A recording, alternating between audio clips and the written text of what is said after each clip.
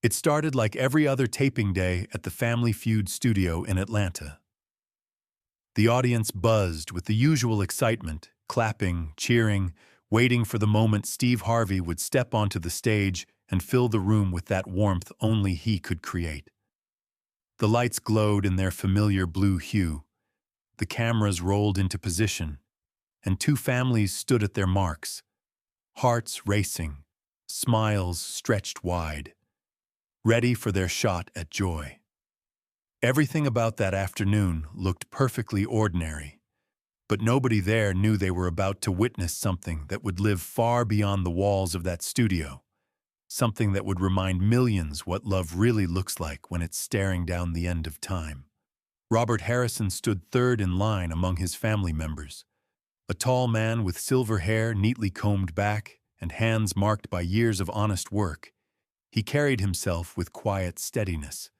His cardigan was soft blue, the one his wife Margaret had picked out that morning with a trembling but determined smile. She'd told him it brought out his eyes, and he'd worn it because when you've been married for 45 years, you learn that sometimes love sounds like little suggestions you always follow. His children stood beside him, Sarah, his eldest, and Michael, his son, along with their spouses. They smiled and clapped, but beneath their smiles lingered something else, something heavy. Everyone in that family knew they were running on borrowed time. In the audience, sitting in the front row exactly where her husband could see her, was Margaret Harrison. The cancer had taken its toll. Her scarf hid what the chemotherapy had claimed months ago. Her thin fingers clasped tightly in her lap as she drew in slow, measured breaths. But when she smiled, the entire front row softened. There was still light in her, still that spark of the girl Robert had met all those years ago at the diner in Savannah, when she poured his coffee every morning and teased him for ordering the same thing, black with 2 sugars. Steve Harvey was in his rhythm that day, his voice booming, his humor sharp, making the crowd roar with laughter. The cameras loved him, the people adored him, and after years of doing this, he could feel when a moment was working. But just as he prepared to read the next question, something tugged at his instincts. He looked toward the Harrison family, and one face caught his attention. Robert wasn't watching the board, wasn't laughing, wasn't even blinking. His gaze was fixed, unmoving, intense, filled with something Steve recognized immediately but rarely saw so clearly. It was the look of a man memorizing the present because he knew it wouldn't last. Steve stopped mid-sentence. The laughter faded, replaced by murmurs. The air shifted. "Sir," Steve said gently, lowering his cue cards. "You doing okay?" Robert blinked as if waking from a dream. "I'm sorry, Mr. Harvey. I'm here." Steve tilted his head, sensing something deeper. "Nah, you're not all the way here. You want to tell me where you are?" For a moment, Robert didn't answer. He looked toward his children, then back at the audience, at that one woman sitting front row, fragile but radiant. He took a slow breath that trembled at the edges. "I'm looking at my wife," he said softly, his voice cracking under the weight of truth. "I'm trying to memorize this moment. The way she smiles, the way the lights hit her face, the way she's still smiling even though I know she's in pain. I'm trying to remember everything because in 2 months, she won't be here anymore." You could have heard a pin drop. Even the machines seemed to stop humming. The laughter that had filled the air moments ago vanished into something sacred, something beyond entertainment. Steve froze, cards forgotten in his hand. "What's her name?" he asked, voice low. "Margaret," Robert said. "We've been married 44 years and 51 weeks. Next Tuesday would have been our 45th anniversary." Steve looked at the woman in the audience. Margaret dabbed at her eyes with a tissue, smiling through tears. And she's sick? Stage 4 pancreatic cancer, Robert replied. They gave her a year. Then they said maybe 8 weeks. We've been doing chemo, but last week the doctor said there's nothing more they can do. It's just about making her comfortable now. About making the time we have left count. Steve's throat tightened. He walked closer to the edge of the stage. Mrs. Harrison, he said, you doing okay, sweetheart? Margaret nodded, her voice barely more than a whisper, but full of peace. I'm exactly where I want to be. Watching my husband on that stage, it's been a dream of mine. The audience was motionless. Some wiped tears they didn't even realize were falling. Steve asked, how long you two been together? 47 years, Robert said. Met her when I was 21. She was working at a diner, and I came in every day for coffee. Took me 6 months to ask her out. Took another year to buy her a ring. We got married in a tiny church with 17 people and $50 to our names. And you've been together ever since. Every single day, Robert said quietly. Never spent a night apart until the hospital stays started. That's been the hardest part, not being able to fix it. I'd trade places with her in a second if I could. Steve swallowed hard, his voice soft. Why'd you come on the show, Mr. Harrison? Robert looked at Margaret again. Next week's our anniversary. We always said we'd renew our vows, have one big dance to our song, The Way You Look Tonight. But life got busy. We thought we had time. Now we don't. So I figured if I could win something, maybe I could give her one last gift. His voice broke. One more dance. Steve nodded slowly, his heart aching. He glanced at his producer off stage, and in that moment, something unspoken passed between them. This was no longer about a show. This was about love staring death in the face and refusing to look away. Mr. Harrison, Steve said, his voice trembling, what if I told you that you don't have to wait until you win? What if I told you that we can give you that dance right now? Robert's eyes widened. I don't understand. Give me 10 minutes, Steve said, turning to his team. Just 10 minutes. He walked off stage and made a phone call that would change everything. The families waited, whispering, unsure what was happening. The audience sat silent, sensing that something extraordinary was unfolding. Within half an hour, the Family Feud set was transformed. The lights dimmed to a golden glow. The game boards were pushed aside, and in their place appeared a small dance floor. A local orchestra, still in tuxedos from another event, arrived to play live. The air itself seemed to hum differently, charged with reverence. Steve walked back to the audience and took Margaret's hand. You ready for this, sweetheart? Her lips quivered into a smile. Try and stop me.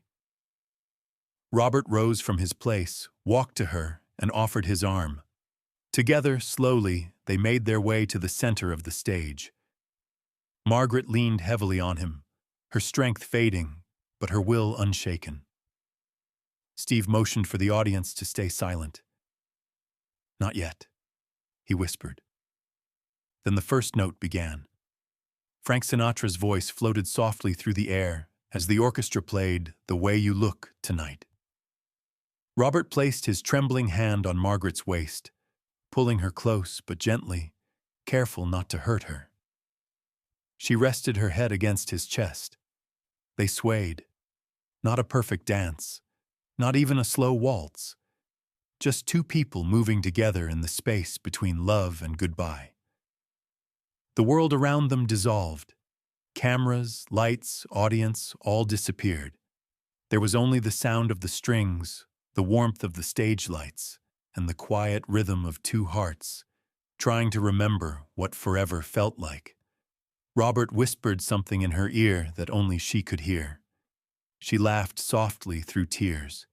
He kissed the top of her head, and his tears fell into her scarf. In the front row, their children held on to each other, crying openly. The camera crew wiped their faces behind their lenses. Steve stood at the edge of the stage, tears streaming down his cheeks.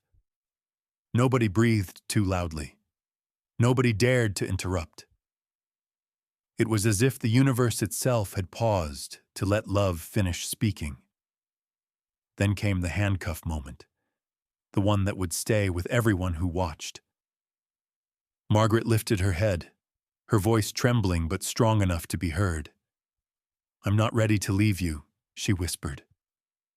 Robert's face collapsed into anguish. "I know, baby," he said. "But I'll remember this dance every day for the rest of my life. I'll live for both of us. I promise." Margaret smiled faintly. "You already know how to do this, Robert. You've always been stronger than you think. You'll take care of them, won't you? The kids, the grandkids. With everything I have," he whispered. The song reached its final verse. Robert held her a little tighter, afraid that if he let go, she might vanish. When the music ended, there was silence, pure, perfect silence, followed by a wave of applause that sounded like a prayer. The audience stood, crying, clapping, united in something bigger than any show could ever create. Margaret was trembling from exhaustion. Robert guided her gently off the stage, holding her close as the crowd stood in awe. "Thank you," she said softly to Steve. "Thank you for giving us this." Steve could barely speak. "No, ma'am," he said, voice cracking. "Thank you for reminding us what love looks like." Then he turned to the camera. "The Harrison family came here today to win money, but they've already won, and I think both families have, because today we saw something no prize could ever match." The opposing family stepped forward, eyes wet. "We forfeit," said Miguel Martinez. "Let them have everything. This isn't a competition anymore." Steve nodded.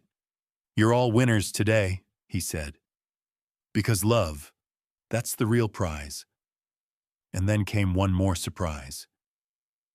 "The Steve and Marjorie Harvey Foundation," he announced, "is going to cover all of Margaret's medical expenses, hospice care, and whatever she needs. And we're setting up a college fund for their grandkids. Because this story, this love, it deserves to keep going." The audience erupted again, this time in disbelief and gratitude. Margaret sobbed quietly into Robert's chest, and he kissed her forehead. "You did it, sweetheart," she whispered. "You gave me our dance." 3 weeks later, the episode aired on national television, the very night of Robert and Margaret's 45th anniversary. By morning, 40 million people had seen it. And by the end of the week, the world couldn't stop talking about The Last Dance. It became the most watched Family Feud episode in history. Margaret lived 11 more weeks. Her doctors called it a miracle, a surge, something they couldn't explain. She spent that time surrounded by family, telling stories, laughing, saying all the things that had waited too long to be said. On a quiet Sunday morning in December, she passed away peacefully at home. Robert held her hand until the very end, Sinatra playing softly in the background. At her funeral, the church overflowed. People who'd never met her came to pay their respects. They'd seen her story and felt changed by it. Steve Harvey came too, sitting quietly in the back until Robert insisted he sit with the family. When Robert spoke at the podium, his voice carried the weight of both grief and grace. 3 minutes, he said. That's all it was. 3 minutes on a television stage. But in those 3 minutes, We said goodbye. We celebrated 45 years. We remembered forever. Steve Harvey gave us that ending, the one we didn't know we needed. One last dance. Months passed. Robert was invited back to the Steve Harvey show. He looked older, thinner, but there was peace in his eyes. "How are you holding up?" Steve asked. "Some days are hard," Robert said. "I reach for her in bed and she's not there. I hear a song and I break down. But I'm living, Mr. Harvey.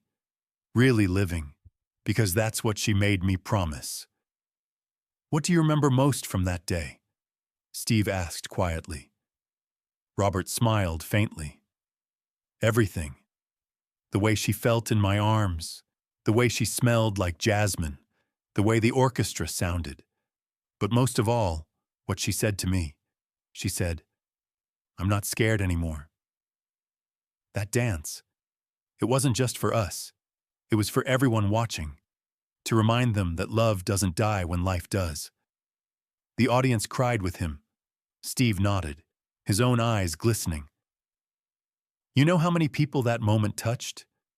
We've heard from thousands who went home and hugged their spouses, people who forgave each other, people who stopped waiting for someday. That's her legacy." Robert looked into the camera.